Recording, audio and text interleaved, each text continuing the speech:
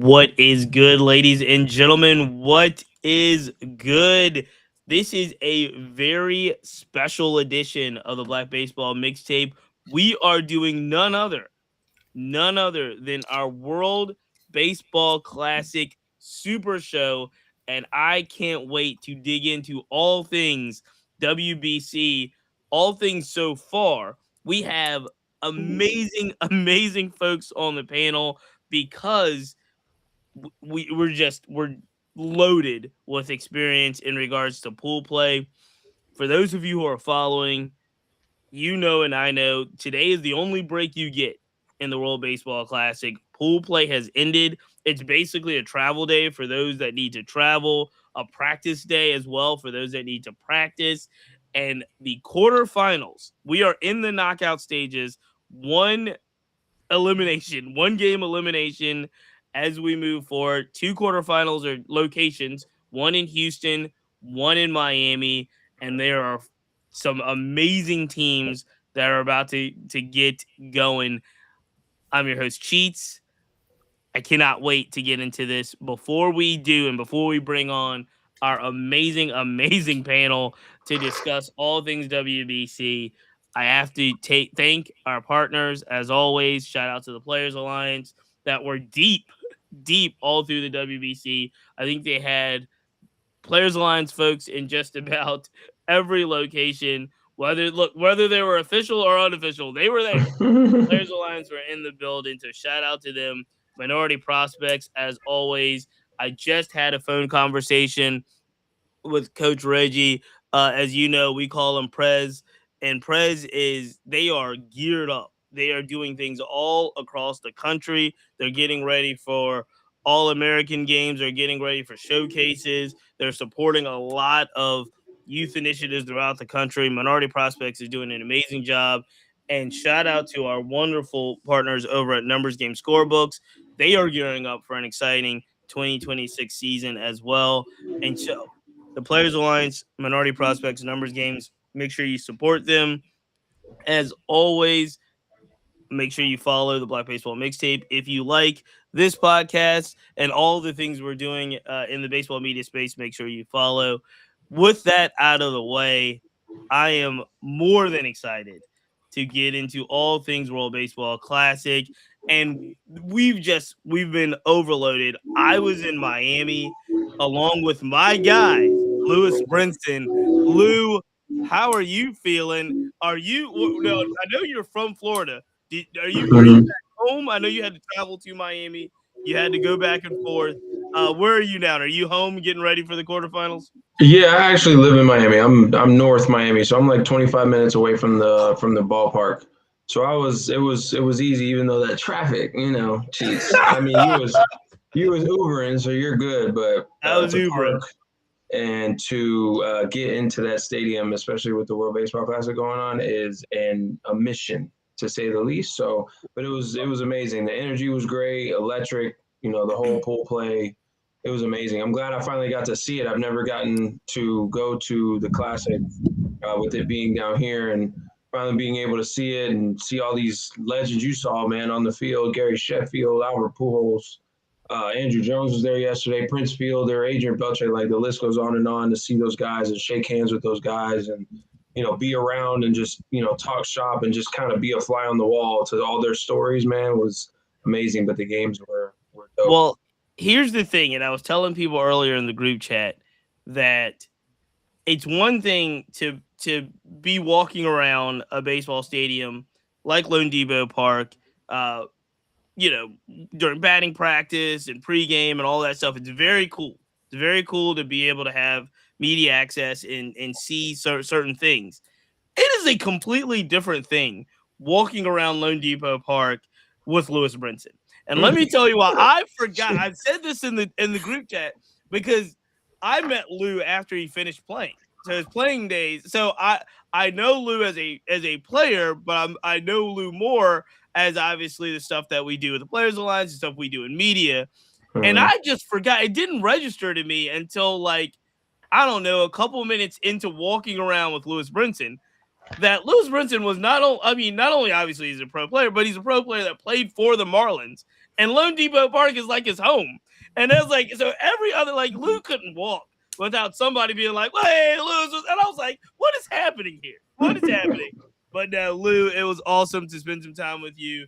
And you're exactly right. We're going to get into our experience in Miami in just a little bit. I want to quickly continue to go around and do the introductions because all about April 10th inning talk, Butterman Baseball, Malik, you guys were in Houston, and we've got some Houston WBC kind of accounts to go through. But tell us really quick, welcome to the podcast as always, and tell us what the vibe was like in Houston.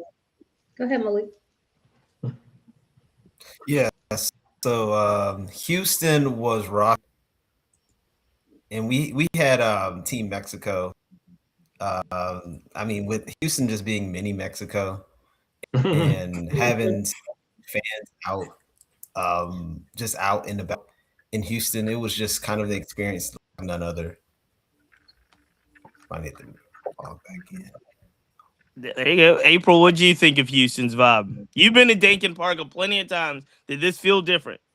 Yes, and what's interesting is on Saturday night, that was my first night attending. Malik and I both went and we met up, and I was like, Malik, this is a different kind of vibe here. And Malik was like, this is giving playoff vibes. I've never been to Dakin Park during playoff time, but seeing people completely dressed up, people excited, people walking around. Because, the weekend before I was there for the College Classic. So being there for this was amazing. And I think even as a fan, just the little pieces that they have there, you expect them to have the jerseys and stuff. But at Dakin Park, they have like a food passport that allows you to try different kinds of foods. I'm sure they probably had it. They did not. I was very jealous. They did not. Yeah, I did not know about this food passport. Yeah. I'm very jealous about this. Yeah, so they have a food passport, and you get to go to different parts of the park and try the food, stamp it, and then you get a drawing for something that they have. They have like bobbleheads and a couple other things. When I went Sunday, they didn't have any there, and I was supposed to go Tuesday, and I was sick, so I ended up not going. But fingers crossed that I can get me a passport tomorrow. But it was just such an experience. And let me tell y'all, I got there 2 hours early. Parking was crazy. Like nowhere to park. And I have normally I get there 2 hours early and I have time to chill. There was nowhere to park. Outside, I know I might be going, but outside of the park too, they had baseballs decorated with the colors of the flags of the countries playing at Dakin Park. So I really, really appreciated seeing that. I got a couple pictures with those as well. So that was my experience. And then they had a fan zone. So there was also a fan zone outside. Well, there was kind of a fan zone in Miami. We had a big fan. There was a big fan. Yeah, there was a fan zone. But passports to eat around we did not get the food passports. Yeah. I'm very jealous of that. Every city they had some, and they had multiple foods for you to get stamped and tried out. Oh no, nice. Miami! I like Come on, it. man. I like always scamming and finding the easy way out, Miami. I swear, bro. It was good. It's good. That's ridiculous. Also joining us, and I'm really excited about this because if you guys followed our A-Rod podcast, our Alex versus A-Rod podcast, we welcomed the amazing Felina onto the podcast and they all went to the ballpark. At that time, she told me she was going to Puerto Rico. She had it stamped out months in advance early. She was like, I'm going to Puerto Rico for the World Baseball Classic. And at the time, I had no idea I was going to Miami. But not only did she go to Puerto Rico, she took it all in. Some of the most exciting performances took place in Puerto Rico. Felina, welcome to the podcast. What was the vibe like? World Baseball Classic, Pool A. Pool A. In Puerto Rico. How was it? Pool A was nuts. I have always wanted to experience like the Latin Caribbean baseball, like winter ball atmosphere. Haven't had a chance to do that. So this was kind of my stepping stone to hopefully get that checked off. And it really, it really did that for me. I don't know if I would imagine I had a more unique experience than you guys did in some ways, because it's not a major league ballpark, right? It's a winter ball ballpark that does concerts once in a while. So it was really intimate. I think it was built in the 60s. It only seats about 20,000 at most. And it felt it. Those games that were not Team Puerto Rico were like being in Oakland on a Tuesday night, very familiar to me. I mean that lovingly, of course. Yeah. Where I used to have my own section every Tuesday night. But then the Team Puerto Rico game, you're elbow to elbow with people. People are not speaking English. The food is like, it's not like regular ballpark food, but in a good way. Just get whatever you want. There were people walking around with pina coladas up and down the aisles. Of course, I partook. Mine had a little hat attached to it. I kept it. I had to keep it. But it was electric. I mean, I've seen a lot of baseball in my life. I've been very lucky. I was there for Barry's, trying to break the home run record. I was there for the A's last ball game in Oakland. And this was, I mean, it could be recency bias, but this was unlike anything I've ever been a part of.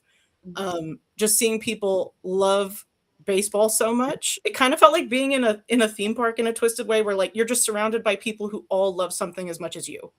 And that was really special. That's not something you get all the time when you go to these other cities where it's like families who go just because it's something to do, or like you have to get your kids out of the house. Let me buy them a hot dog. Like this was people who love baseball.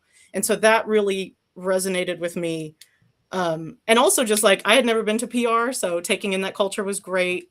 I had one free day to kind of do other things. Otherwise I was doing double headers, 2 days of double headers for me, trying to soak it all in. Exactly. But it was great. And they had, some celebrities were at the game, locals, like, Mike Towers, who's a rapper from PR, Young Miko was there. There was a couple of local. Throughout the first pitch, right? Young Miko through the night. So I was at the PR game, which we might talk about. Yeah. I somehow lucked it. I didn't even have tickets to that game. It's a whole thing. But she threw the first pitch to Kike Hernandez. Yes. And people were cheering for him during her first pitch, which I was kind of like, let her live a little bit. But it's okay. It's okay. But it was really special. Pudge was out there. Yadier Molina was the manager, so he was out there. And the stadium, I mean, I don't know. I know they did some renovations, so they stepped it up a little, but it really was very quaint and just an unbelievable experience. And I hope they host again. I will go 100 times over. Well, this is a good segue, because someone asked me my last day in Lone Depot in Miami. One of our good friends, shout out to Terrence. I call him the Wizard. He works every day down in Miami at Lone Depot. He's an amazing, amazing guy. And he was like, well, what did you think of everything that you've taken in over the last couple of days? And I didn't really have to think about it. I've seen baseball in every atmosphere that I can imagine. And I hadn't gone overseas. So, I mean, I've seen American baseball played at every level. I've seen it in the playoffs. Outside of the World Series, I've never been to a World Series game. But I can only imagine. And I could say definitively, hands down, for myself, my family, we took Cam, who's 11.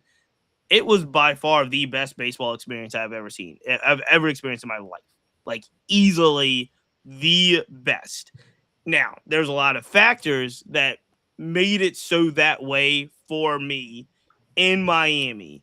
And I think it had a lot to do, I know it did, with the Dominican Republic team being in Miami and Team Venezuela being in Miami.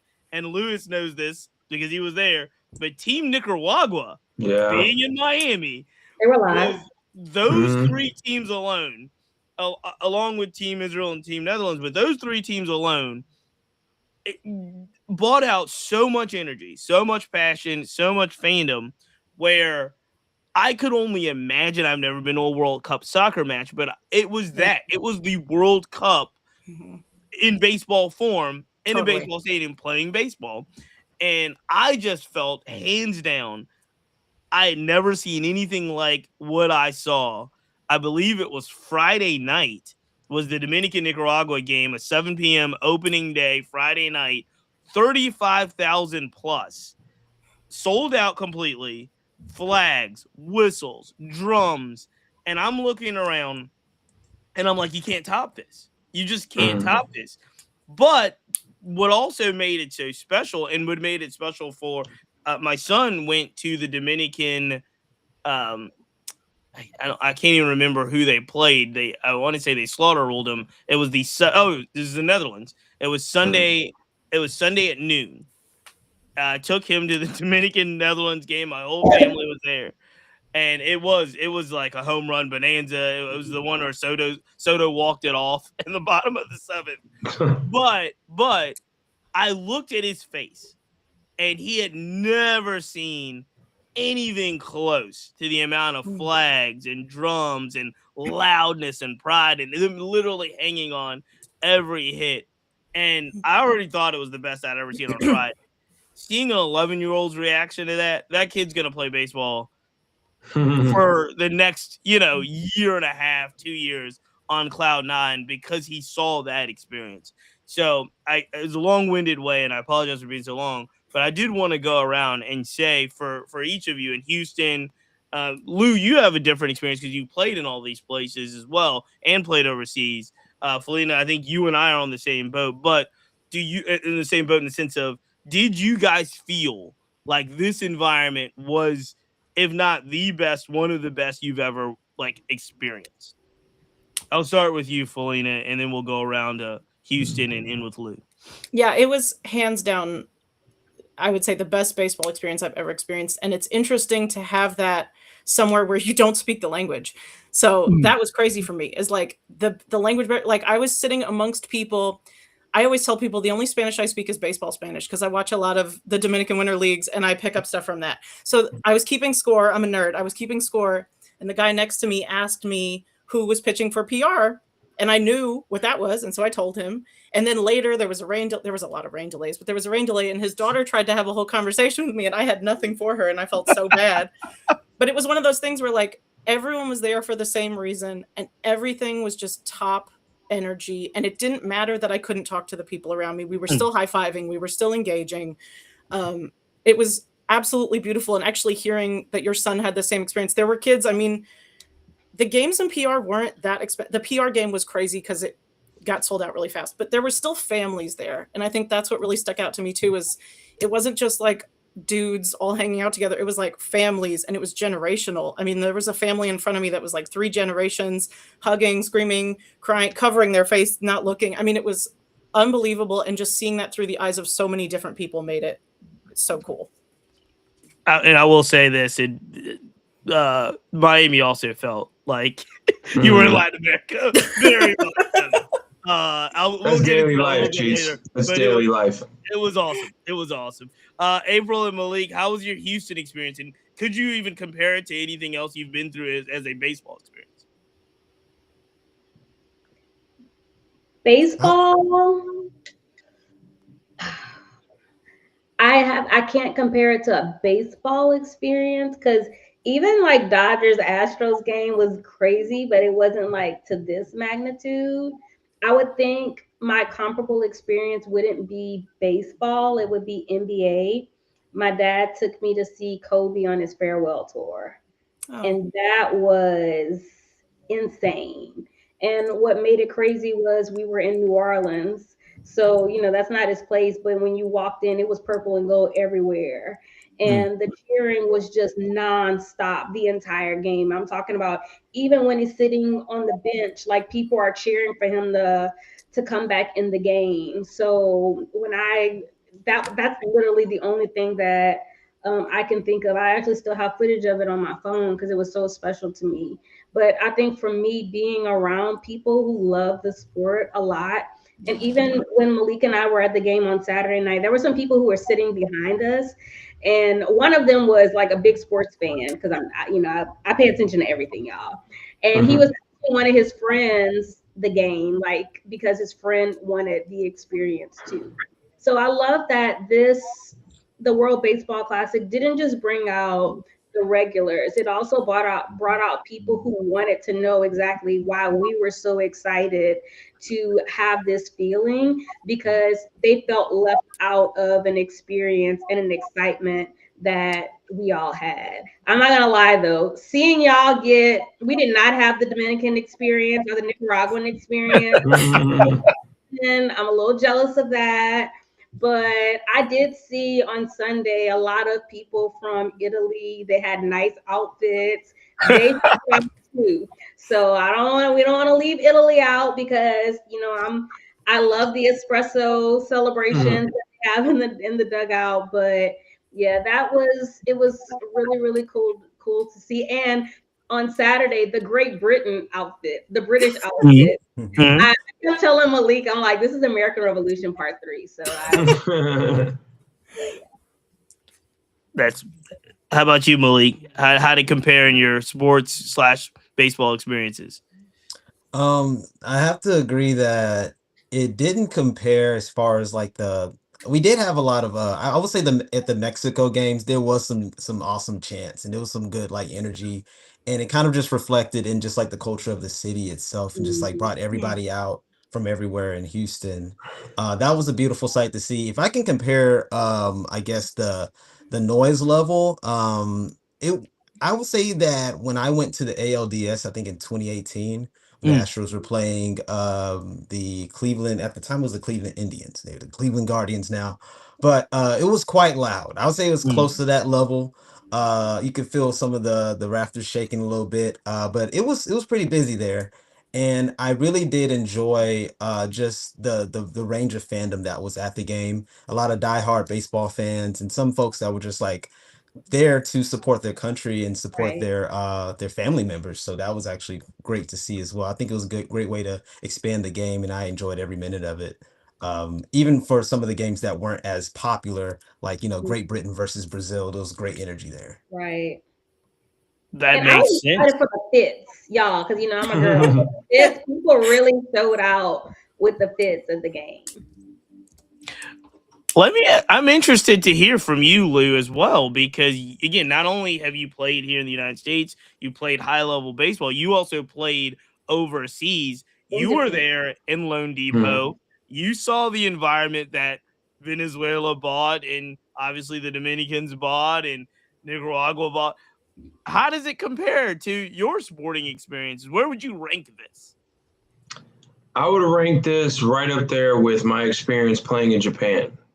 I'm telling you guys, if you guys haven't experienced a regular season game in Japan at the Tokyo Dome, like the Giants versus the Tigers, the Hanshin Tigers, it's like the Yankees and Red Sox over there. Like it goes back, to the first baseball games over there. Like those are like lit. People are yelling stuff at you. And Japanese people are very polite. So like for them to be yelling stuff at me, like obviously I don't know what they're saying, but it's very like intense. And yesterday's game, man, brother, when Soto hit that homer, Venezuela and Dominican, I was at that game yesterday. And when Soto hit that 2-run, to put him up 2-0 first inning, like I thought, like literally the glass was gonna break in the panels in the back. Like that was one of the loudest moments I've experienced in the stadium. Like probably like top 2 I've experienced. But like playing overseas in Japan, they're chanting the entire game, and then over here, they had like Venezuela or Dominican, like, they're chanting ponche, ponche, ponche, like when they got 2 strikes on somebody. Like that's the most comparable to Japan, like with the chants and stuff. Yep. Japan, they're in tune into the game the entire game. Like the entire game. Like people are not on their phone. They might be eating some ramen, but they are looking at this game, in tune with the game. And then, like you said, Dominican, Venezuela games, just the World Baseball Classic games in general, you guys can attest, like paying attention. I was paying attention to people around me. Like, is everybody like paying attention? And everybody was on their feet. Cheech, like everybody was on their feet. Every moment was like the biggest moment ever. So I'd say, like I said, the Dominican games for sure, because I mean, anytime the Dominican played, the stadium was, red, white, and blue. The entire stadium. And then my experience in Japan was like neck and neck. Like Japan was like on another level, and then me actually experiencing a World Baseball Classic game and that energy and how electric that environment is, like for me it's neck and neck. But it was an amazing experience, especially yesterday, man. Yesterday was like, I've never been in the stands for something like that. Like I'm usually on the field, and like for in the stand, like you feel it on the field. Like if I hit a home run, like Tatis and Soto, like they're going nuts around the bases, but like in the stands, you're like I'm not even looking on the field because I know what they're about to do on the field. I'm looking at everybody in the stands, like jumping around, throwing popcorn, throwing their hats, high-fiving each other, hugging each other, like, you know, they're like you said, they're playing for their country, and it's very prideful. So it was amazing. But like I said, Japan and the World Baseball Classic experience down in Miami, like neck and neck for me. So, Lou, what you've done is you've sold me, because now we have to go to Tokyo for the World Baseball Classic. Because if you're talking about a regular season game with that level of intensity, and then you add the World Baseball Classic to it, I'm sure it's going to be even more just electric in the Tokyo Dome. And I was pleasantly surprised to see like so many luminaries in Tokyo. There were luminaries everywhere, but there were luminaries in Tokyo. There were luminaries in Puerto Rico. Obviously, there's a lot of luminaries in Houston and in Miami. And it was awesome to see. And it reminded me, one of the things that stood out to me was I heard once, if you were really good at something, you say you're really good at what you do, one of the indicators that you're really good at that thing is that other people that are doing that thing, whatever it is, or are considered good at it, will come see you do X thing. And so if you're a really good singer, like, you know, or a good performer, say Beyonce, shout out H-Town, a lot of celebrities and stars and music performers go to her concert to see it because it's the best in the world. You got to see what you're doing. And that's always stuck to me. It's like, if you're a good comedian, other comedians come watch your set, right? When DR was taking batting practice, boy, it was like talk about legends. It was like a who's who of people. They would literally come out of the back or out of the dugout and be like, yo, I got to see these guys take batting practice because they were so good at what they're doing. I was like, this is fantastic just to watch and just to see. I do want to ask, I'm going to go to Felina and ask, because one of the things that has come up throughout the entire World Baseball Classic, and it obviously disproportionately affected Team Puerto Rico, who also advanced, by the way. They won the pool. They're the Pool A winners. But a lot of talk, especially back in the States, not even the States, because obviously I know we're Puerto Rico, but a lot of the, you know, the mainland, if you will, especially and I'm hearing this from Puerto Ricans, that they are sabotaging Team Puerto Rico. Puerto Rico's obviously best players. It's a giant conspiracy that they're all caught up in insurance issues. They can't get them on the field. Some of the players are leaving, and it really, if I talk to a lot of diehard Puerto Rican fans, and they're obviously very pleased with the team's results, but they're very soured on the process and the team that they put out on the field in some ways. And I just want to ask you, did that translate in the stadium? When you were in the stadium, did you hear people kind of like, man, only if we had Lindor was hurt, but they named like Carlos Correa, they named like a whole bunch of other folks that aren't playing. Was that a theme? Was that even an issue when you're there on the ground? You know, it's funny because I was reading a lot about that and hearing a lot about that before I went. And I was like, oh, now I'm going to go and everyone's going to be like bummed out and not excited about their own team. And I thought the vibes were going to be low. I didn't hear a lick about Lindor. I didn't hear a lick about Correa. I didn't hear a thing. And I was like, I'm a yapper. I'm in the lift and I'm making best friends with every Lyft driver I have. I want to know his life story. I want to know what his favorite Eladio Carrion song is. I want to know everything. No one mentioned any of that. No one was like, they're out to get it. I heard tons of it in our baseball circles before leaving, right? I heard tons of it. And I was like, you know, I was a little bummed too. But then also, when you think about it, and this is, I think, one of the coolest things, because I did get to go to that walk-off game. If Correa's on the team, if Lindor's on that team, if Javi Baez is on that team, Daryl Hernandez is not on that team. And there is no walk-off. So That I think that to me is kind of, it's cool in its own way, and I think it gave still some pride to the people of Puerto Rico because they were like, we could still field a team. We didn't need these huge names. I mean, I'm sure they were still part of them disappointed, but at the park, no one was talking about that. They were just there for their guys. I mean, their cleanup hitter was Carlos Cortez, who's like barely on the A's everyday roster, and he was their cleanup guy, and he was hitting. So it was great. No one was like sour about it on the ground, but yeah, I was apprehensive on my way out there because I was hearing a lot of things. I follow some really great accounts that follow Latin baseball really closely, and I was kind of like, ugh, everyone's going to be in a sour mood, but it ended up, I mean, it cleared the path for some other people to make waves, and I thought that was cool in itself. And they still won the pool. Cheats, to her point, Felina, to your point, a lot of those dudes play winter ball down there. So like the fans are used to seeing those guys more so. Obviously, you know, some fans fly over and see Correa or see Javi or, you know, see Lindor, go to New York and see Lindor, but like those are the guys that they're going to see every night, you know what I'm saying? And Santurce and Caguas and Mayaguez, like those are the guys that they know, like household names in Puerto Rico, you know what I'm saying? Like for winter ball, at least. So like they know all those guys. So it's like to their point, it's like, yeah, we would love to have Correa back. We would love to have Lindor and you know, Javi Baez back down here. But like, we know we've been cheering this for this guy for the past 4 months.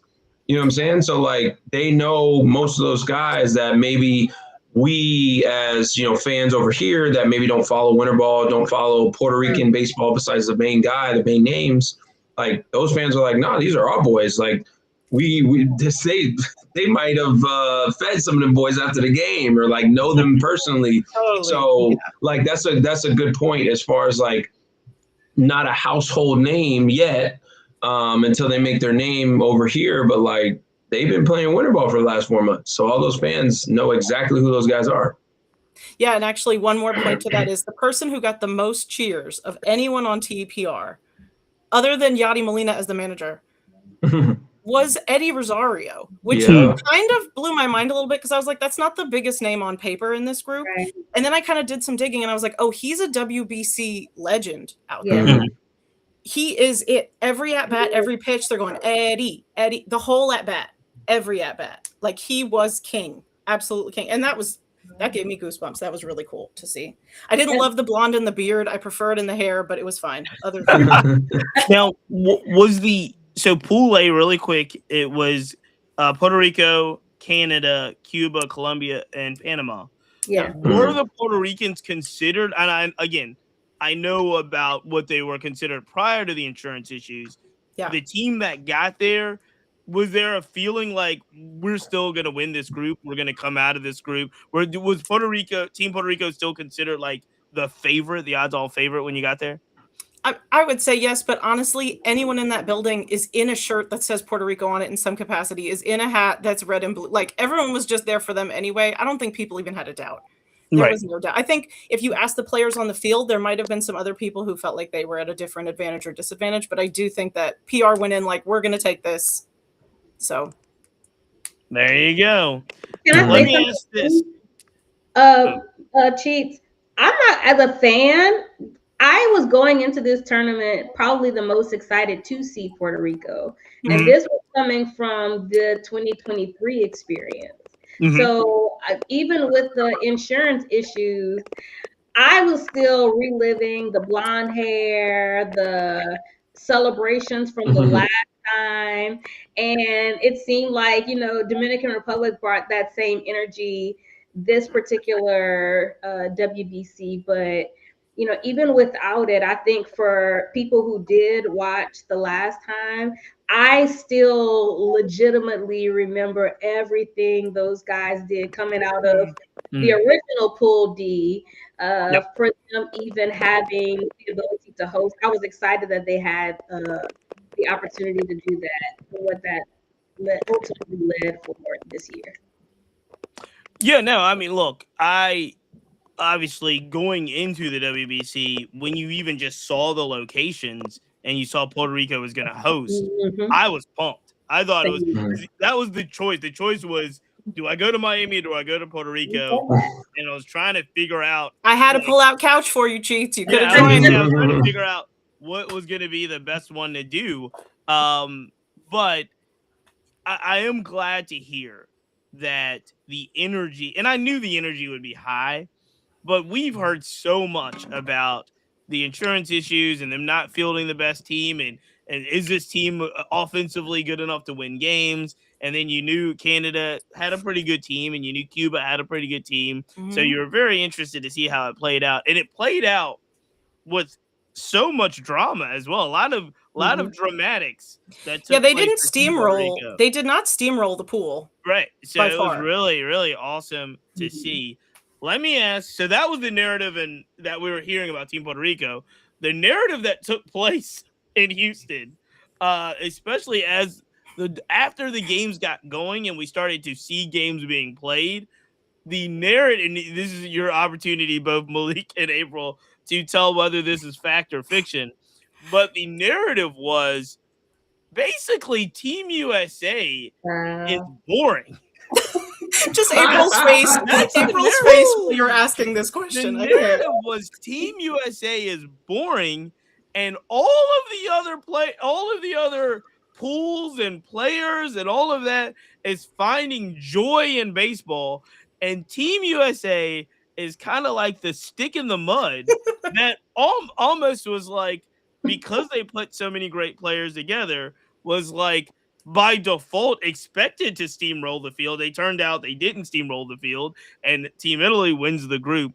But it was like they were just kind of showing up, going through the motions, expecting to win, get to the quarterfinals, and they're kind of playing this boring brand of baseball in a place that didn't show as much passion as the other three locations. You guys were there on the ground. You guys watched Team USA up close. Was that critique even fair? We'll get into the rosy stuff, all that stuff later. But is it a fair critique to say that like Team USA felt like they were going through the motions, crowd and team? I have to say no. No, as far as the play on the field. As far as the play on the field, when it comes to Team USA, the defense has been pretty sharp. We've seen those plays that Bobby Witt Jr. is making. I can't really make Team USA into a monolith. However, there's been a lot of loud mishaps, I guess, or optic things that are not really optically sound in baseball right now. Like the whole thing with Randy Rosarena trying to shake Cal's hand. It was the most viewed WBC game ever. I think it was. I think it had like almost. This is 60 Team million USA, Team viewers. Mexico. Yep. Mm-hmm.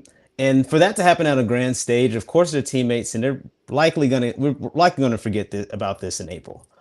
This is probably gonna be a non-story by the time the season is starting. But I could say that when I was at the USA games, there was really only one chant, and that was USA, USA, USA. But there wasn't any other, different songs that they had, aligned for the game. It was a little quieter for how many people was there.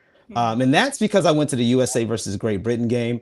Can't say the same about USA versus Mexico. That was much different story. Some would say that it was 75% Mexico and 25% USA in the crowd for that game. But as far as the experience, I love a little bit of the Captain America seriousness that USA is bringing, but I think it's kind of backfiring on the optics side. I mean, I think it's kind of cool. I've read the Avengers. I've read these comic books, and we see these teams like the Justice League not getting along in the background, but they're actually really excellent when they save the city. So I think it's a great story.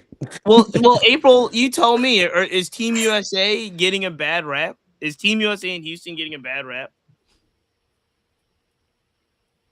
No. I mean, yes. No. I'm sorry. No. I'm like, sorry. I agree with Malik on the Saturday game, the Great Britain. And one of the pieces that y'all didn't get to see was I mentioned the Great Britain uniforms and how we were calling it American Revolution Part 3, whatever. But anytime Great Britain came on the screen, like there were loud boos in the audience. So you got like reactions out of people. Meanwhile, for USA, it's like, yay, let's go, etc. I think for me as a fan, I'm trying to be diplomatic with my answer. Honestly, I feel like it's just indicative of American baseball culture. Like you go out, you play the game, and then you sit down. I remember distinctly after 2023, there were some people trying to do celebrations, and they were like, Manfred was like, we don't do that over here. Y'all can go ahead and put that away. So with this, it's not that I don't think people know how to cheer, but I think I saw it in 2023 where you had like Tim Anderson and Trey Turner and a lot of those guys. They had the like open excitement, but I also feel like Malik and we talked about this. Those are different personalities as well. And so I don't think it's just, I think a lot of people are like, oh, they're not as exciting. But these guys, like, they just take the game seriously. This is their normal temperament. And I think that a lot of people have to understand who the players are individually. Like, you're expecting them to be someone that they're not.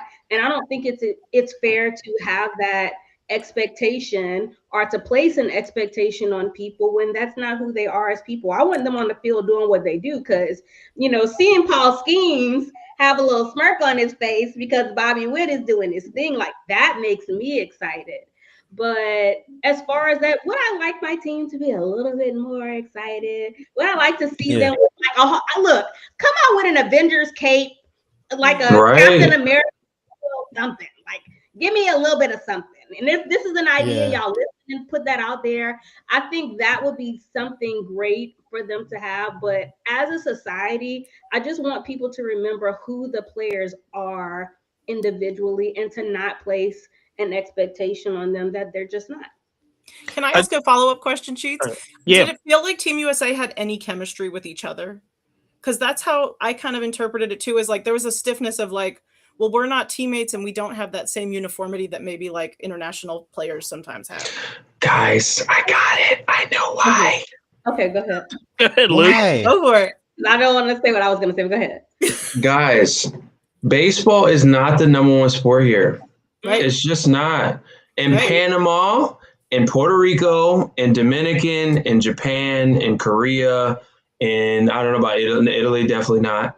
But definitely not. Mexico, like all of these countries, baseball is king. These guys are playing for their country, like literally for the pride and just, dignity of their country. Like over here, I'm not saying guys aren't passionate about being from the USA. I'm not saying that. And guys are. And to April's point, a lot of those guys, Bryce Harper, Judge, Bobby Witt, Schwarber, Bregman, like these are top-notch future Hall of Famers, but they're just not, passionate guys on that level. It gets to that level. But like I said, baseball ain't king here. In these other countries, like I saw, like probably at the USA game, I wasn't watching really the stands. There was a lot of people on their phone, checking Twitter, checking Instagram, checking TikTok. Cheats, we saw at these games, ain't nobody on their phone. Everybody they're filming. They're filming. They're filming, right? Nobody between innings, like like everybody is into every pitch, every run, every homer, everything. So like that's my whole thing. Like just playing with some of these guys, and then playing against a lot of these guys, like Dominican, like this is life or death. Puerto Rico, this is life or death. Mexico, this is life or death. Like, you know what I'm saying? Like for a lot of these countries, like this is where we put up or shut up. So with US, to that point, like it's not life or death. I'm gonna go home and I'm gonna watch golf and I'm gonna watch soccer and I'm gonna watch football and I'm gonna watch basketball. Like I'm gonna worry about my fantasy team next year. Like I'm not saying these guys don't care, but that's to my point. I don't know if you guys agree or not. But no, Lou, I do agree to an extent. But can I say I think that's part of the problem? Yeah, 100%. And let me lay blame to someone that I was going to lay blame to anyway. Bryce Harper came out during the, and I love my son's favorite team is the Phillies. His favorite player is Bryce Harper. But it was a conversation we were having in the media room in Miami that Bryce Harper comes out during a WBC press conference and says, oh, well, it's not like this is the Olympics in 2028. where like everybody basically in the U.S. gears up for the Olympics because we understand the significance of the Olympics. Mm. And when he said it, I was like, even if you're thinking that, there's a place and a time for everything. At the WBC press conference is not the time to say that the Olympics is more important than the WBC because Venezuela doesn't think that, and the Dominicans don't think that, and Nicaragua certainly doesn't think that, and Puerto Rico doesn't think that. And I do think that there's two things that you guys brought up. April, you brought it up. Lou, you brought it up as well, and I think you're right. One, there was a sense to me internally where some of the players, if not all of them, some of them were very dignified and honored to wear, just absolutely honored to wear Team USA and wanted to bust their, do all they could to make sure that they're doing what they need to do. Aaron Judge is one of them. Aaron Judge is Captain America. He's locked in. He's playing great. Lou, you mentioned it, though. And April mentioned it as well. You got to know the personalities of the players.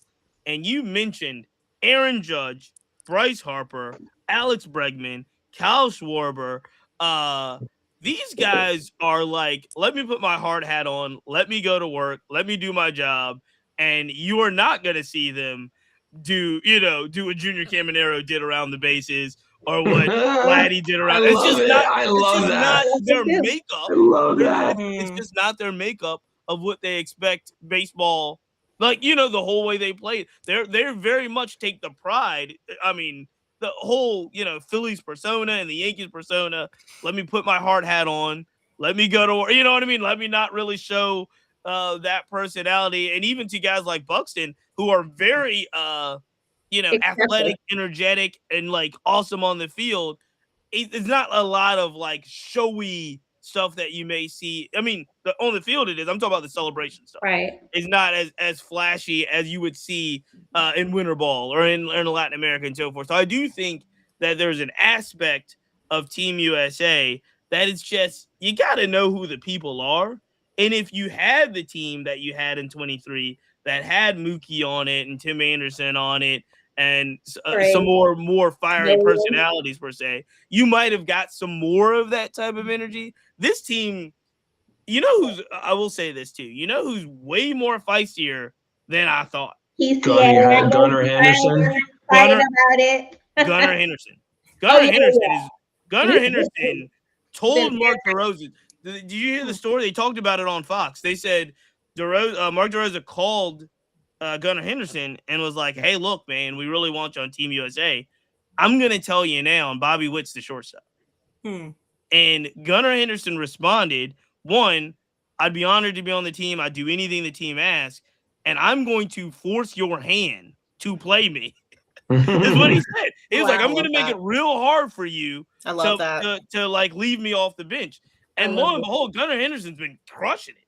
He's been on both sides very well. And he's been playing some third base. Bobby's doing great. But it's also like that level of feistiness. PCA's got that in him. PCA's got that. I'm gonna show out, and you're starting to see it.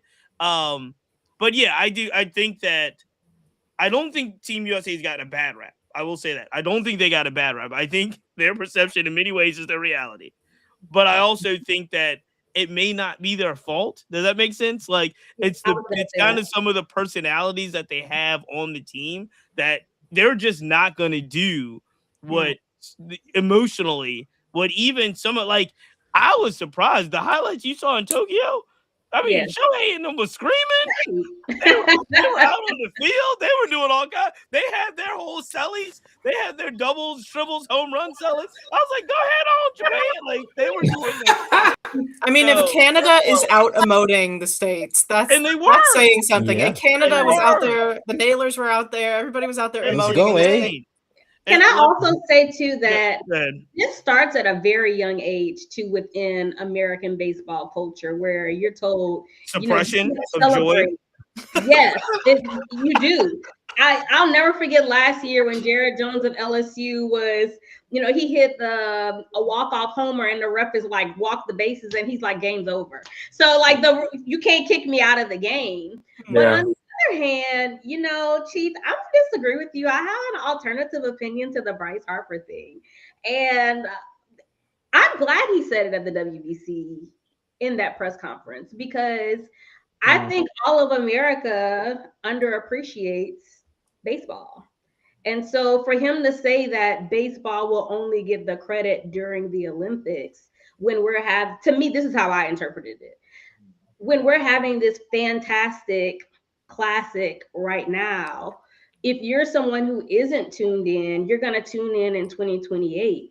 But this is a time for you to begin tuning in to people who are completely immersed within what baseball is right now.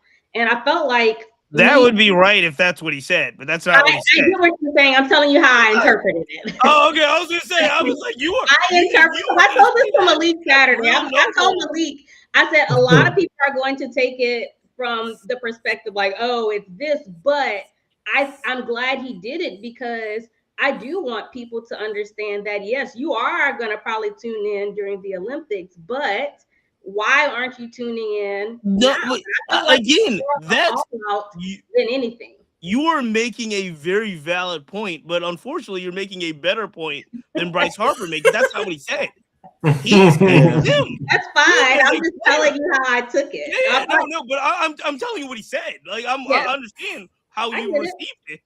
He's not. He doesn't know. He's not as refined. We talked about this. He's not as refined in getting his point across.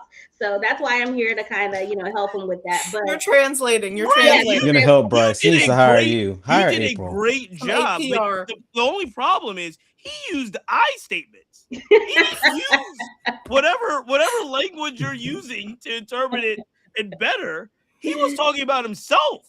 He was going to get up more for the Olympics. Not, I hope people tune in widely. And I think that's because they were talking. All of this stuff comes into the context of a guy like Tarek Skubal, who was like, hey, man, I really thought this was going to be an all-star game.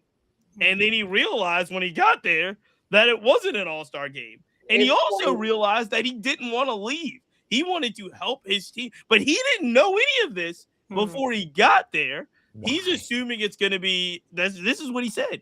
He assumed it was going to be an all-star experience, and he was going to pitch his one game, his 65 pitches, and he was going to go back to his routine and try to cash in at the end of the season because he's going to get a ton of money. But the idea was he got there and he realized, oh, this is not that. And this is something different. And he wanted to make more of a commitment. And then who got involved, Lou? Let me tell you who got involved. AJ Hinch got involved and Scott Boras got involved. And they were like, brother, you going back to Detroit. You going back to Florida. And you going to finish your routine and get to your place where you need to be. But which I don't blame him. I don't blame him. I do not blame him for doing fair. That. Make his money. I gotta take care of my family. You gotta protect it. You gotta protect it. I do understand. I don't blame Skubal at all. I do blame Harper for his comments. I don't blame Skubal. But Cheats, would you say that the game? Harper for his comments. Would you say that the World Baseball Classic is like how these players are like, talking about this tournament, and you see it how it's a little bit different across the U.S. and across the Dominican, how they responded to home runs. And Lou, maybe you can like comment on this, but is this kind of a reflection on how baseball is played in their childhood? Like, this is like baseball is supposed to be in its purest form. You see these guys running around the bases, jumping around. And so you think about Team USA, and a lot of these guys had to come up, and it's in the current USA baseball pipeline where guys aren't really allowed to play too many sports as they go along. I remember when Bryce Harper was coming up, as a prospect, they were ready to get this guy in the majors at 16. Sure. So do you think that there's like a different way in which these players are seeing the sport, because it becomes a job for some of these guys around age 13? Sure. Especially now, man. With all these metrics and hit tracks and Rapsodo and all this technology that you need to play travel baseball, like it's like. And you're not playing off an island here. Yeah, like I see travel ball now, and it's like my 12-year-old hit 486 with a 980 OPS last weekend. What? Exit velocity 95. Yeah, Thumbs what are down. you? EV What are you 90. talking? Did he have a good time? What are you talking about? That part. Sure. OPS was 100. Was 9. Don't you please don't stress him out about OPS. It's gonna take over his life in 6-7 years. Please let him be a kid. Because I wasn't a kid and I didn't even have all that. I was just committed to the game. I never had a spring break. I never had a summer vacation. Like Yep. I was playing ball.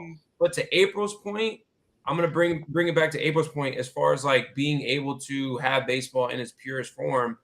I remember playing in high school, playing against Douglas, the tragic shooting that Yep. school that Really good baseball team. Yep. Yeah. that was my rival high school when I was in high school.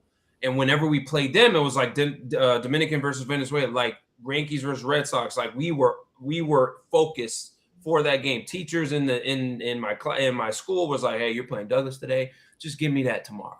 Give me the assignment tomorrow. Don't worry about it today. Like you're playing Douglas today." So like playing that game was very passionate. So I would hit a home run. I would hit a home run that game, or a teammate of mine hit a home run that game. We pimp it, and the umpire's like, "Hey, run the bases." Like we can't have fun. Or it's an unwritten rule thing. The other coach like, "Hey, drill him next time." That's a thing over here. Sometimes in Japan, I pimped a home run, big spot, big moment, pimped it right here. This picture right here. I was my subconscious was still standing at home plate in the Tokyo Dome. Like I pimped the hell out of that homer, and nobody told me to run. Nobody had any retaliation. There was no like, "Hey, we're gonna hit you next time. We're gonna hit the guy behind you." Like it's just this is the game. This is fun. The fans love it. And the same thing goes in Puerto Rico. Same thing goes in Dominican. Same thing goes in Mexico. Like it's just it's passion. This is passion.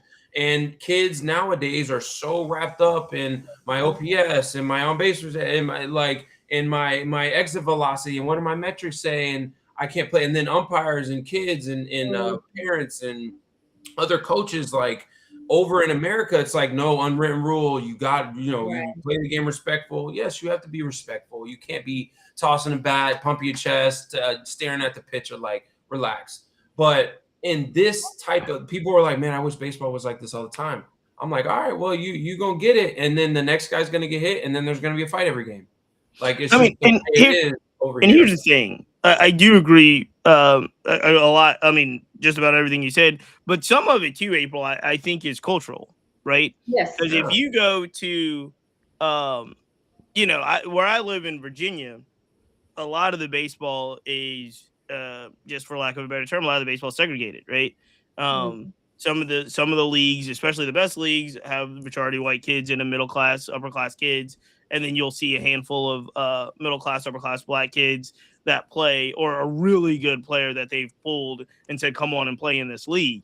But if you go and there are, you go 15 minutes down the road in a certain direction in Virginia, and you're in the inner city, and you go to an inner city little league, all they know is inner city action. Right. So and it's built off of football and basketball culture as well. So you'll go to a Saturday afternoon little league game in the inner city in Richmond, and it feels like a little league football experience where they've got the grills out, they're frying fish, and so and in those environments, I do think you see a little bit more of the umpires, because this is youth baseball. The umpires are expecting it. They're a little more relaxed. The kids, now and again, they still teach young people to play the game in a way that is respectable of their opponents and things of that nature. But you do see, I just think, like you were saying, when you start to get to the higher levels, especially of youth baseball, you start to get to school ball, you start to get to travel ball, you start to get to high school, you start to see less of that cultural influence and more of the middle class, upper class white baseball aesthetic. And that's where you get those coaches that are going to say, "Lou, you better not pimp that home run. Act like you've been there before. Run around the bases. You know what I mean? Hand the ball to the ref."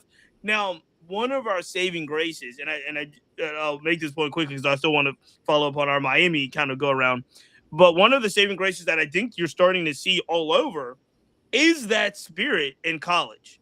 When you look at big time college baseball, and big time college softball, you're starting to see so many different celebrations and chants and cheers and energy. And college baseball has its own spirit to it. And it is different.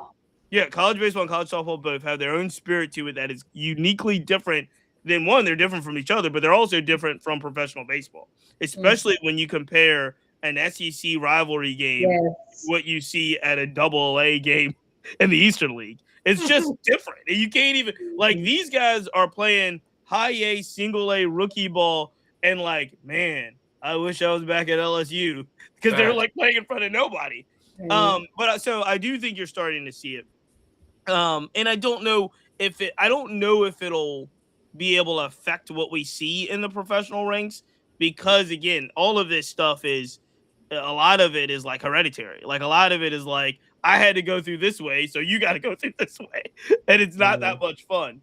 But it'll be interesting to see how that changes. Lou, let me ask you something really quick. I want before we really hone in on our predictions as well. We talked about kind of the energy and the assurance issue in Puerto Rico, the Team USA perceptions or misconceptions, if you will. When we get to Miami, like we're talking about, the Team Dominican Republic has been the entire story in regards to what they're doing on the field, what they're doing off the field in the stands. Wonderful, wonderful environment at Lone Depot Park. I've been saying since the very beginning, this feels different, so different in 23 in regards to, of course, you know, they were 2-2. They didn't make it on a pool play, but they were tight. They were nervous. They weren't having fun. They felt the weight of the world in 23 in Miami. Puerto Rico was there and they were playing, you know what I mean? It was just, this feels, Lou, so much different. They are walking in the tunnels. Manny Machado has a big boom box. They are dancing, laughing, playing. They have treated Lone Depot like literally it was Santo Domingo. And obviously they're playing great. They're hitting home runs. They're having fun. But it just the overall team has this feeling of it's like we're here about business because it does have I said it in my blog.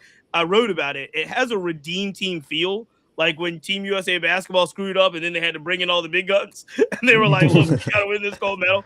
They are approaching it like that, but they're also approaching it, I want to say, not necessarily loose is a weird term because let me tell you what they are doing, and you know this, but a lot of people may not. Their optional days, their days off, they're all there working. The team is there working.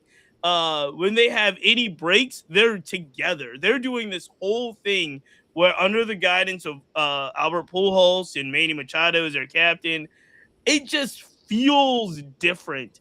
And I wanted to ask you, Lou, does that translate? Did you get that sense as well, where it's like they have a responsibility, but they don't seem to be feeling like just the weight of the world? They don't seem as tight as they were in 23. No, they are walking into Lone Depot like they own the place. Yeah. Like you said, like they're in Santo Domingo. Let me ask you guys something, though. With Team USA, you guys are in Houston. Like, did you guys get there, Malik, in April? Did you guys get there during BP? Were you guys able to see BP and like who was on the field and who wasn't? No, I was parked.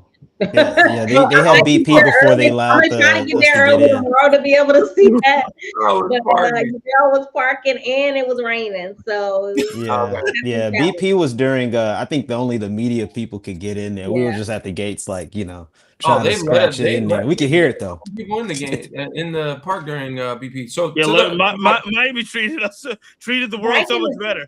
Dyson is very strict. I will tell you, they're very strict. Yeah.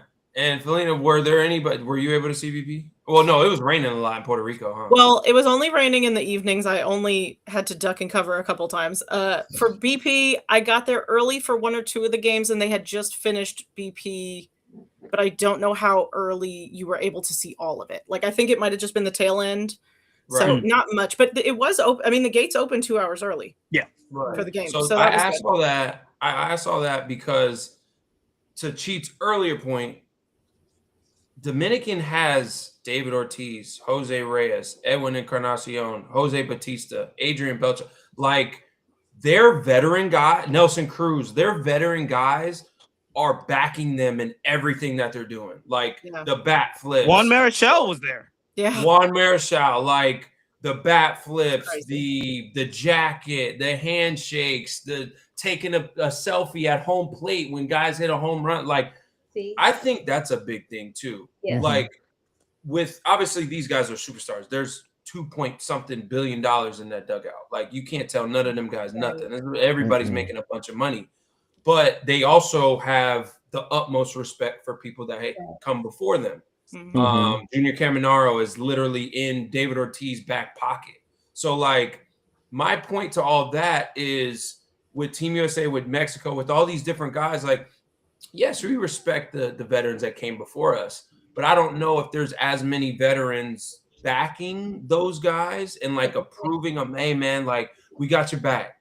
Like, we're here to support you guys. We're here to whatever you guys need, any questions, anything. Like, obviously they have Sean Casey, they got Andy Pettit on the staff. But like, to Dominican's point, like, they got all those veteran, like, and those guys hold weight, not just in Dominican, but in MLB. Yeah. Like, those guys hold a lot of weight. So like, you have all those legends backing you guys and approving you guys, going crazy no matter what. And like, even during BP, like they're walking around like they own the play. All the media, like, they're like, they saying no to people, they're saying yes to people, they're blowing kisses, they're doing hard, they're doing everything. I love that. You know, that they want. They own that field when they're on there. So like, it's like you said, Cheats, it's a different swag. They already have, like, Dominicans already have a swag, and you can't tell them nothing. Like, hey, man, turn the music down. They're like, man, forget you, man. We're going to turn it up. Like, they already have that feel to them, but this year it's like, y'all literally, like, can't tell us nothing. Like, and if you want to, we still not going to listen. And then if you call the cops, like, we're still not going to listen. You know what I'm saying? Like, they do not care about nothing you got to say. We're going to put up this 12 runs. You're going to take this belt to butt, and we're going to go home. And we're going to eat mofongo after this. Like, they have that mentality. Like you said, Cheats, it's a different feel. But I think having all those veterans there and, like, backing these guys, like, hey, yeah, do whatever you want. If somebody has something to say, tell them to come see me. So, like, I think they have that backing them too. Let me ask you this, Lou. Do you think, once you get to the quarterfinals, semifinals, and finals, if the games get tight, does that reverse on them? So if they're down 4-0 in the third, does that weight of everything that they're carrying and that crowd, does it almost serve as a burden as opposed to a?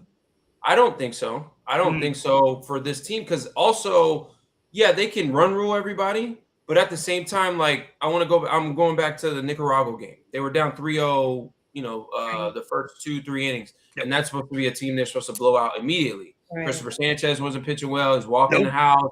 They gave up some hits, little error here. Like, they went down 3-0 to a team that they should have blew out, shouldn't even been on the field with them. But Fernando gets on base, hits a nice base hit. He's still second. Who was next? Ketel Marte hits a ball to the right side, scores, moves him to third base. Vladdy, base hit. Like, Soto, walk. Like, they know how to play the game if they need to play it that way. Like, moving guys over, but not bunting. Ain't nobody bunting on that team. Nobody's bunting. Maybe Perdomo, maybe. They don't have a bunt. They don't have a bunt. They're not bunting. Sack fly, moving guys over, getting a key hit, stealing a bag, taking the extra base, challenging guys. Like, they know how to play that style of baseball too. So I don't think when push comes to shove and they're going to start playing some tighter games, some better competition, you got Korea, and then if they beat them, they end up playing Japan. That's not going to be easy. And then all these other teams are serious teams. So I think they're going to be able to, like, hone in that, like, excitement. But when they do go up and they do hit that big 3-run homer, the bat's going to go in the stands again. And they're going to the way it's stacked, you just mentioned it, but if they beat Korea, they're going to play the winner of USA Canada. So it could be Korea and then USA, then possibly Japan. We will see. So, Felina, let me ask you this, because I do want to ask before we get to the predictions.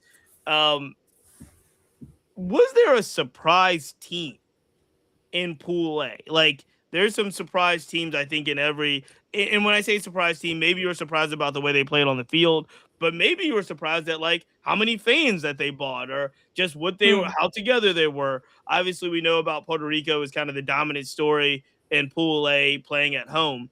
Of the other 4 teams there, was there any teams that surprised you that were like, oh, yo, this is different? Well, I will say I was not surprised, but I think other people might be. I think Canada is really balanced, and I think they have quite a shot against the US. I mean, if we're not going to talk about predictions, but I do think they have a little more depth than people are aware of. They have a little bit more experience. They have a lot of vet guys in there that know how to keep calm. My guy, Abraham Toro, that's my guy. He went off in this first round. He went crazy. He's really trying to earn a spot on those Kansas City Royals, and I hope he did it with this because his performance was incredible.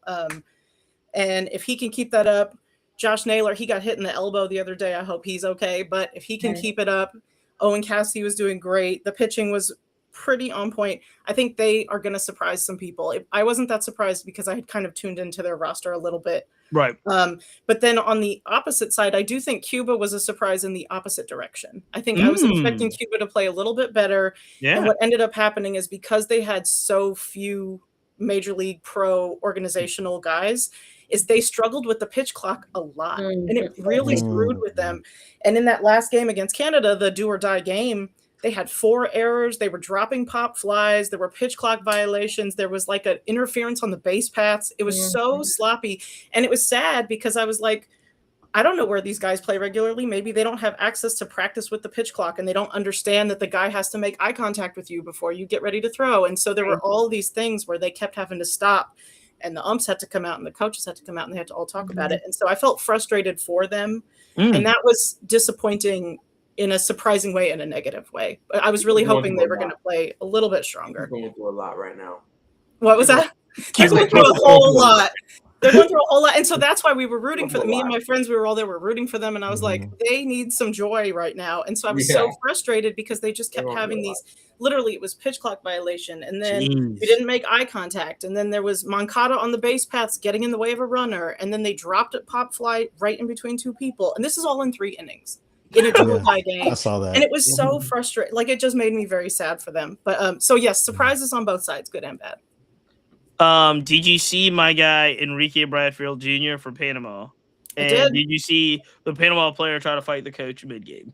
No, I not from my seat. No, it's not. Jonathan. I recorded the game, so I will watch that back. Panama had some issues down there. They were on the struggle bus too. They had a really hard time. But also they got blown out in these 2 big games kind of early, and I think it just kind of sunk their ship a little bit. Yeah, they were fighting amongst themselves. Same question, Malik and April. In Houston, obviously the world is now taking notice of Team Italy, but was there a surprise team outside of the host Team USA that really like blew you away, whether fan base or on the field performance? It's definitely going to be Italy for me. I just loved everything about. I love their uniforms too. I love the blue uniforms. Definitely feeling that. Like I told y'all, the espresso celebration just makes me so freaking excited every time I got a chance to see it. And shout out to Vinny Pasquantino. He had, quite a few. Shout out, being that he had he made a WBC record last night. So I think on a positive end, I loved watching Italy. I got a chance to see them Sunday and they impressed me even more. I will say the team that probably on the other side, I thought Mexico would have given me a little bit more. Well, the world thought Mexico would give you more. Yeah. Right. And it shocked me that it went in the opposite direction. And let me also say, because I know a lot of people aren't going to say this team, Great Britain, and I think Malik can attest to this too. They start off their games extremely exciting with a lot of energy. And once the game continues and they get in their bullpen, that's where you see them ultimately falter off. I can't remember the guy's name. I know he's in the Angels organization. He really pitched shutout against us. Najera Victor. Yes. Oh yeah. He was amazing. But Great Britain, shout out to them. Like I said, they have such great energy, but pitching was their downfall. But from Mexico, I was really disappointed. I was hoping to see a little bit more from them. But Italy, probably my favorite team out of the Pool B. And To the watch. Angels probably won't see that footage of Victor pitching. I'm like, huh? Who's that? Yeah, I gotta say it was Great Britain. I went to all Great Britain's games. He did. I Mhm. actually had a goal to go to all of those games because it Yeah. had a high black population on that roster, just like Global black. Netherlands. Yeah. No, Bahamian, very Bahamian. We had no, some you boys saying out you here. were impressed with them or disappointed by them? Where were you? You said Great Britain. Is Oh, this I mean, I was saying I'm impressed by them. Actually, okay? that's the team that I'm actually impressed with, despite how they performed against some really tough teams. They played Mexico, they played Italy, which we found out was actually a pretty great team, and Yeah. then USA. So we kind of knew that the Great Britain had a hill to climb up. But just to like zero in on some players, Gary Gill Hill on the hill, just on the hill. Throwing 94, 98. Victor, he's up there like throwing spotting cutters. Harry Ford is going to be a nice player for the Nationals. Yeah. Yeah. That guy, I don't care what some of these prospect publications may be saying, they might be mixed. I want They're read the high on positive Harry. ones. They're high on Some Sir Harry. there's some that are high, and some are saying like, oh, he might have to change, might have to change positions. I'm like, nah, this guy's a catcher. Just seeing him Yeah. up close, the guy's Yeah. built. He has great leadership skills, great power on base percentage was nice. I think he was playing to be that starter on the Nationals, and seeing Jazz Chisholm, I love just seeing him on the I did field, just too. kind of he kind of was the energy of the team. And so like when the team was down, you could tell like he was trying to like keep it up, but you knew that there were certain games that were just getting out of hand for them. So they were my surprise team with just some of those individual performances that I just had to mention. But another team that I guess needs to be mentioned is Italy because just seeing those guys up close, I got some good tickets at that game, and they were wearing tight pants. All those guys had to been wearing the tightest pants I've ever seen. No, Massive. like if you see the USA game, Yeah. those pants were completely different. We love It him. was like a Central Market deli in there. So like these guys are just like ripped. Like Like Jack Caglione and Vinny, like they're huge. Andrew Fisher, Yeah, all these guys are so It was ripped. noticed. Yeah, so they Massive. came with it. They came with it. So that's another team that I'm kind of impressed with, but I gotta say I'm impressed with GB for sure, even though they didn't do so well in the standings. Interesting. Same question to you, Lou. In Miami, was there a team that surprised you, or a team that one that surprised you, maybe one that didn't perform as well as you thought? I mean, everybody pretty much performed the way I thought they were going to. Nicaragua they need a little. I don't know who else besides Mark Vientos in the league can like represent them, but they had some scrappy leadoff hitters and some guys that get on base. Israel, like obviously they didn't do well in the pool, but like put up somewhat of a fight. Besides, They did against better than Nicaragua and the Netherlands. yeah. So like they again guys that get on base, guys that run the bases well. They play defense really well. But obviously, I mean, the story of this was Dominican. Like, I mean, I expected them to dominate, but I didn't expect them to like just overwhelm in the like in the stands too. Like just overwhelmed Venezuela last night, and I thought that was going to be even kill, and it was like Santo Domingo and like a little bit sprinkle of the yellow and which is blue. surprising because Venezuela had the second biggest crowds the entire pool. If you're looking at all the pool games, Dominican had the biggest crowd, but Venezuela had the second largest crowds of any team in pool play. And I'm with you. I would say the thing that surprised me, though, and I wrote about it, even though they were 0 for the pool, the fans of Nicaragua were the surprise to me of the entire pool. When I tell you, you could not buy a Nicaragua hat. They had all sold out on day one. Really? You could not buy a shirt. It was a fresh hat. It was a nice hat. You couldn't buy a shirt, a hoodie, anything with a flag. Oh, after day one, that was their Friday night game against the Dominican. they had sold everything out. And I was talking to guys in the team store. They were like, we did not prepare for this. We should have. We should have known, but we didn't prepare for this. You cannot go online at New Era right now. You can't go online and buy Nicaragua hat. That's how they have Nicaraguan Knights. Yeah, that's how deep they were. That's and great. again, what basically, Lou, what you're describing was what we thought Wednesday night was going to be crowd wise. We actually got that Friday night. The Friday night Dominican Nicaragua game was about, I would say, 60-40. I'm talking about 60-40.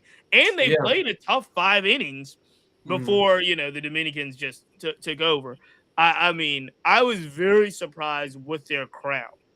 Unfortunately, like you said, on the field, they were looking for their first WBC pool play win ever.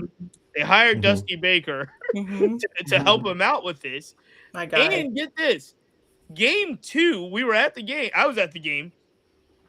2 outs away, 2-run lead, 1 out away. They said had 2 outs. Yes. With a 2-run lead to getting their first win. And man, do I feel bad for that pitcher because Ozzie Albies is the first ever walk-off home run in WBC history. Puerto Rico hit it a few hours later. But it was a 3-run homer walk-off with 2 outs. And I just felt my heart broke because literally that home run broke the heart of a nation. I was screaming. And so by the end of the tournament, the Nicaragua fans weren't as passionate, weren't as deep because I think they got their hearts broken in game 2. But I was very impressed with their fan base. And then the other thing I will say is on the other direction, and I think their entire team is disappointed, was the Netherlands. The Netherlands I'm disappointed. have high hopes for them. They have talent. Come on. Up and down their roster. I'm talking about real talent, real Major League Baseball talent. And I know from going to the media room and those press conferences, Andrew Jones expected them to be really, really good. And is Profar to blame? Sorry. I was just going to ask that too, because that news broke. That's a windbreaker. The news broke that's the day before. That's exactly what I was wondering. Sorry, I had to say it. It was just I like to blame them not naming Richie and Josh Palacios on the team more so than Profar, because my brothers my Palacios brothers I'm a huge fan of that. I think they played for the Netherlands in 23. Their outfield was still really good. But I mean, just like he's been with that group for so long. He grew up on those little league teams with those guys. And he can hit too. And so, I think any manager that has got a starting player that they think is not only a starting player but a starting playing contributor that is just automatically X'd out, whether it's through injury or suspension or anything, it changes the makeup of kind of how you want to play and what you want to do in regards to, like, even if you just replace that player with a lesser player, your team's not as good. So Profar is a really good player. I think the Netherlands suffered, but I also think they're shocked that they went 1-3 in pool play. Like I think they're shocked. And Andrew Jones did not. I was talking to, shout out to our guy Clinton Yates over at ESPN. But after game 1, they lost the first night. That first noon game was Netherlands-Venezuela, and I went to the post-game press conference afterwards, and I was surprised at Andrew Jones being like, no, we made some mistakes today. We'll fix them tomorrow. Like, we do not expect to lose baseball games. And I was like, wow. Like, there was no happy to be there for those guys. Now, so I was just a little surprised. I was surprised that they didn't perform as well. I'm probably a little surprised that Team Israel ended up 2-2, because when I saw them play on the field, I didn't see a team that I thought would be able to compete with, especially the Netherlands, Venezuela, and the Dominican. But they finished 2-2, and then again, Venezuela and the Dominican Republic were the stories. Ronald, like, we've been talking a lot about the Dominican team, but Ronald Acuna, Jackson Chirios, Eduardo Perez, Luis Arias has had one of the best World Baseball Classics in the Yes. history of all World Baseball Classics. Oh yeah. Luis Arias. Luis Arias, Venezuela. known power hitter. Luis Yeah. Arias, by the way. Multi-home run game. Like, those guys are really good. And they're going to step up and play Team Japan in the quarterfinals. And look, don't sell anybody short, because this is, I mean, it was just a lot of fun and a lot of surprises. Ladies and gentlemen, it is time. I'm going to transition here. This is the Black Baseball Mixtape Podcast. I want to thank our partners, the Players Alliance, Minority Prospects, and Number Game Scorecards. We are talking on our World Baseball Classic Super Show, and this is the time of the show that April loves the absolute I best. do. Got my pen. This is the time where we put it on wax. We make our predictions for the rest of the tournament, and we should have made them before. We didn't make a prediction of who was going to come out of pool play, but we should have. But we are here now, and we will go around, and we will do the quarterfinals, what we think are the semifinals, and the finals. We will start with the first game. I believe that is tomorrow in Miami, 6:30, Dominican Republic, Korea. We'll just go around, say who you think is going to win. If you have an antidote that you want to throw in, let's make it 2 sentences or less. We'll start with you, Lewis Brinson. Dominican Republic, Korea. Who do you got? I got Dominican. That's it. Malik? Dominican. April? Is this? Stop it, y'all. This is each match. Hold on. Is this Chris Sanchez versus? I knew you were gonna. Is this where Chris Sanchez pitches? Yeah. Yes. Okay. I'm going with Dominican too. Felina? I'm going with Dominican, but I think it's going to be closer than we think it is. Mm-hmm. I am also going with the Dominican Republic. Game 2, Houston, Texas, United States versus Canada. We'll go in reverse order.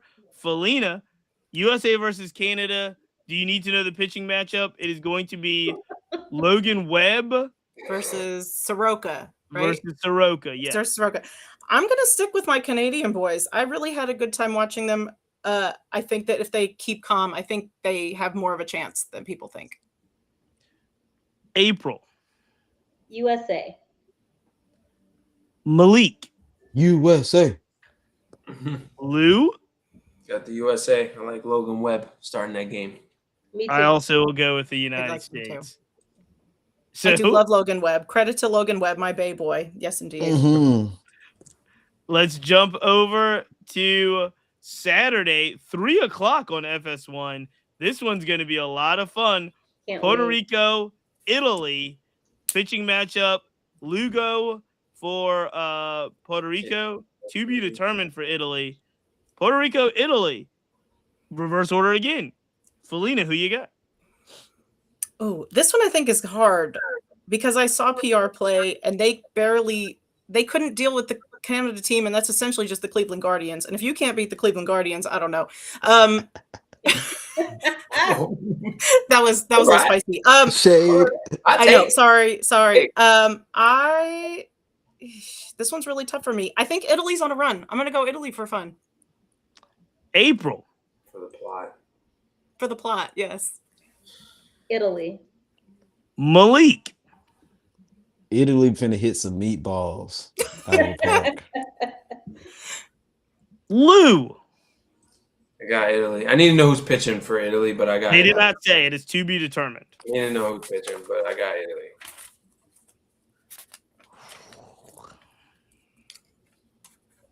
Is this in Miami? Italy's really good. No, they're good, man. Seeing it live, they're good, Cheats. They're good. That They're really good. Italy's God, they're really good. They had Aaron Nola and Michael Lorenzen just out there shoving. Like, Yeah. Nola's back on his flip flop You know year what when he's good yeah. and bad. those Italy's guys- really good. They're 4-0. I think they've overperformed. Puerto Rico, I think, also is not as good. Like, I just don't think they're as good of a baseball team Mhm. as they can be. Also, But- can I just say, without that crowd behind PR, I think they're going to play very different. Ooh, Yes, that's that is a good point. They got to travel. And Italy think is they will. almost like they're an adopted United States team playing in Houston. They're going to have the huge crowd there. Everything in my mind wants me to choose Puerto Rico. Come on, bro. What happened to 2 sentences, Cheats? I'm going to do it. What happened I'm to gonna 2 do it. sentences? Puerto It's like Rico. at a funeral. Puerto Rico. Puerto Rico. I'm picking Puerto Rico. Write it down, April. I got it. That's a Flobo pick, but I'll let you. Right, bro. That's like, Just a Puerto Rico. contrarian. Here we go. Venezuela, Japan, Suarez versus Yamamoto. Reverse order, Lou. Who you got? That's gonna be a good one. I can't wait. I'm gonna say Venezuela shocks the world. Whoa. And I'm the Flobo pick. I'm gonna say Venezuela somehow, some way gets to Yamamoto. No, you know what? They're not gonna get to Yamamoto. They're gonna get to whoever comes in. Right, bullpen. They get hold on. They get 90. They get 95 pitches now, not 65. Yep. Yeah, he might. Yeah, They went up to Yeah. 95 for round 2? It's like 90 something. It's high. I thought it was lower than that, but yeah. Doc Roberts still. Hey, Doc Roberts still got. Hey. All right, so you are Venezuela. I'm gonna go Venezuela shocks the Malik. And I'm gonna go with Venezuela, and I think that they're gonna try to get to Yamamoto. I think they're gonna try to like ambush him. He's been ambushed before. Jays, bro. But Ronald Acuna, Miguel Garcia, Luis Suarez. I was like, I think they're gonna try to run through him. Like it's happened during the regular season in certain games, so I think they're gonna try it.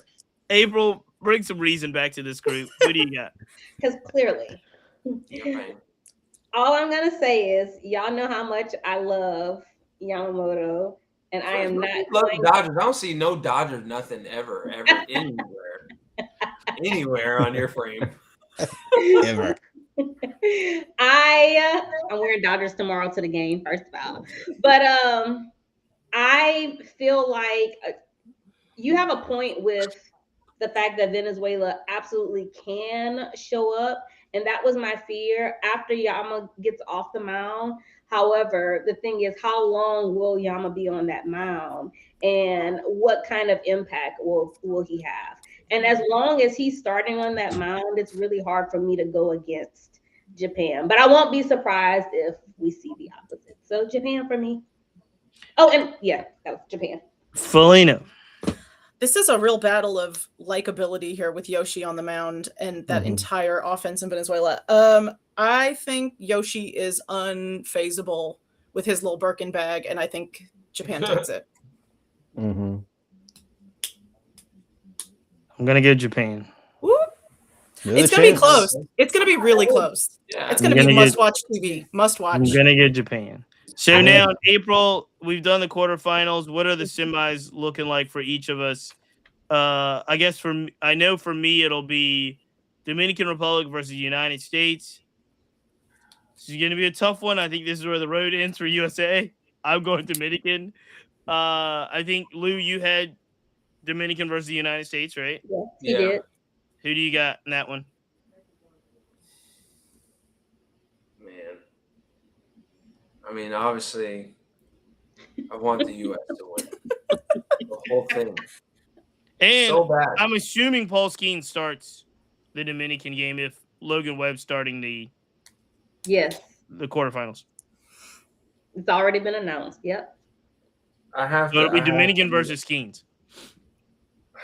I have to be honest. Because Steens ain't going 95 pitches. He ain't going 95 pitches.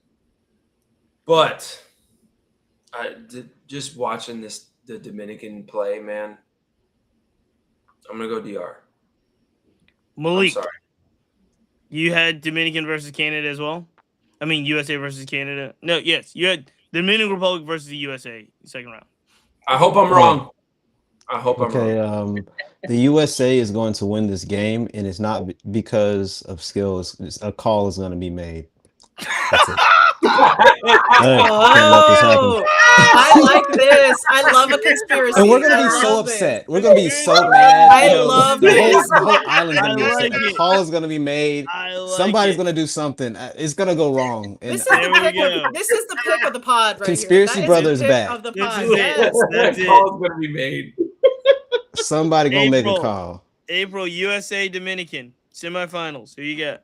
Can I counter that, please? Because I feel like Italy has been a shock, but I don't think we've had the shock that we've been really expecting from this classic yet. And I think the Dominican Republic knocking out Team USA is going to be that shock.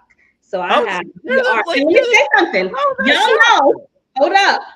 No, let me say. Y'all know I was not Team DR before this tournament started. Mm-hmm. I was very like, they didn't give me any good vibes from 2023. But what I've seen, I think it's really hard to root against everything that they're coming with in these games, and not just the players on the field. I think the energy that they're going to bring is going to carry them through. And I also think that they have the pitching to match. So yes, I have DR. Felina.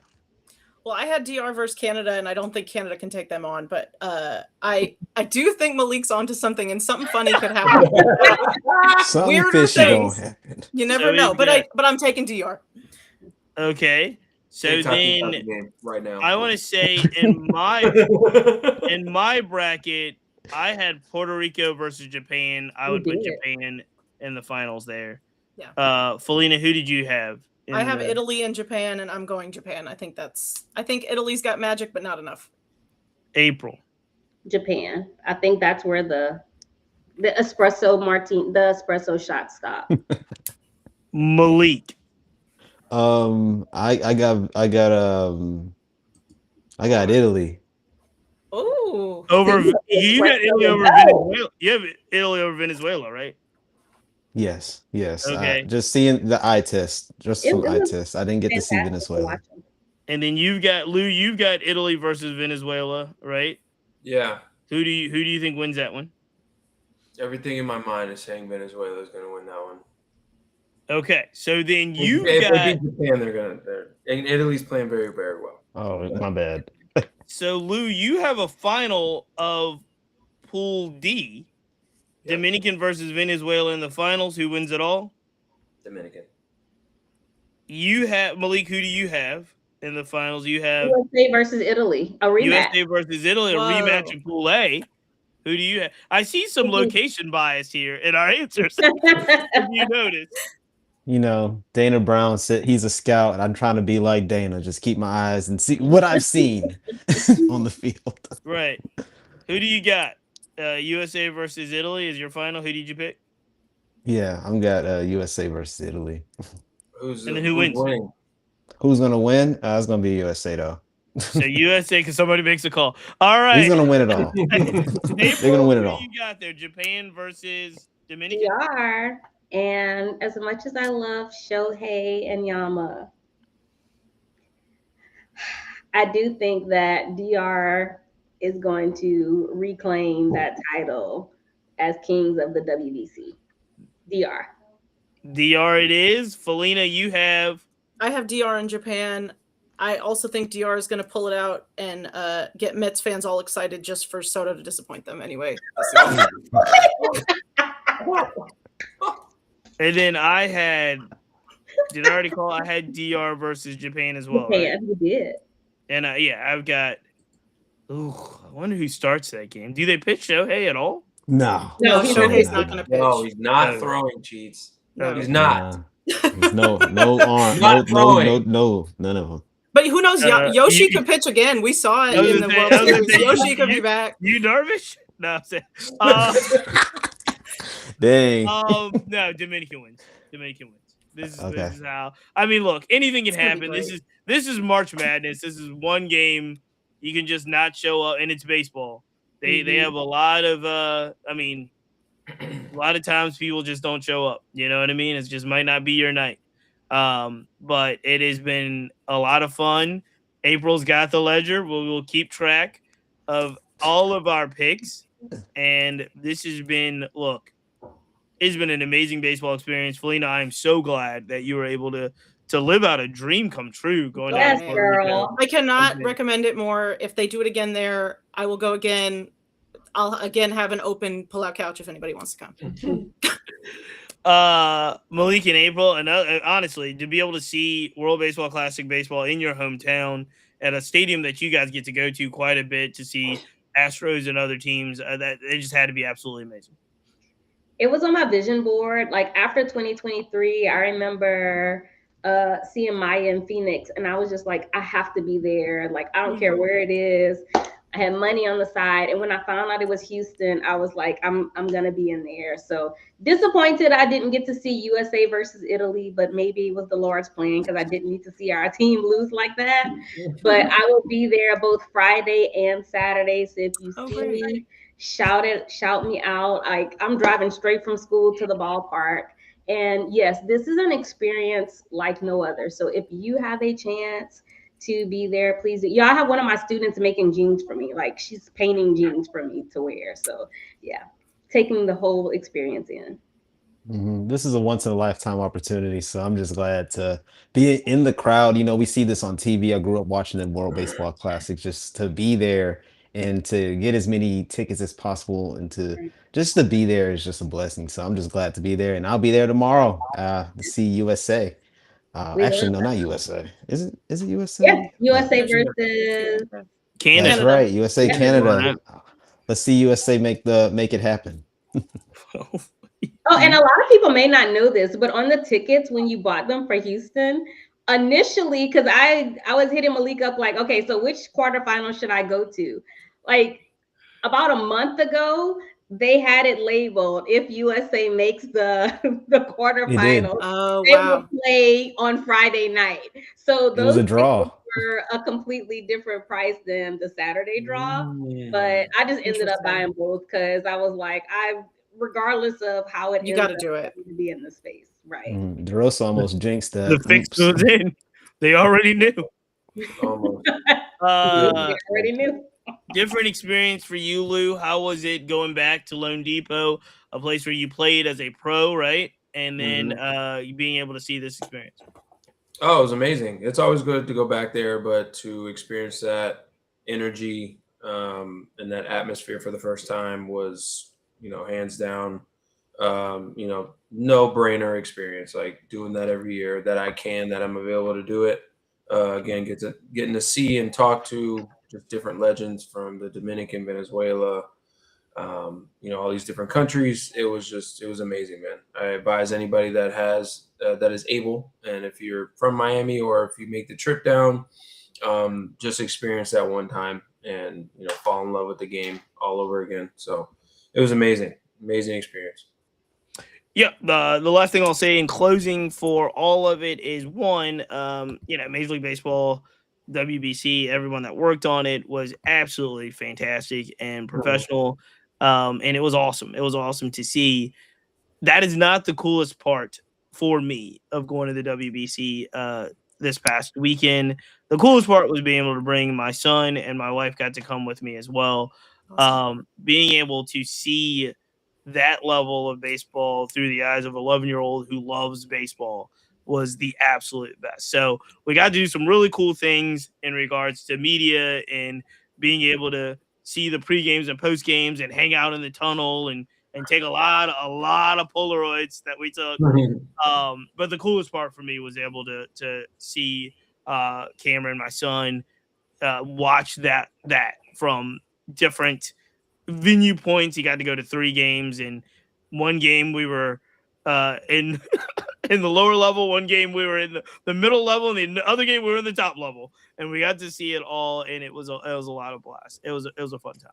So as we continue to go through this now single elimination knockout tournament, and we go back and some of the players go back to spring training and they pick up their routines, I'll be interested to see if this experience catapults a player like Harry Ford. Does he go back to Nats camp with a new energy, or is it a grind being able to have to travel so much? And think a guy like Jahmai Jones, who was out in Tokyo playing for Korea, now he's going to be in Miami, and then he will still have to go back to camp and finish out spring training. So it's just cool story after cool story, a lot of things to think about, and we will have it all for you as we go through the 2026 season of the Black Baseball Mixtape. I want to thank you guys, Felina, April, Malik, Lewis. Thank you for joining our World Baseball Classic Super Show, and we will catch you next time. We're out. Bye, y'all.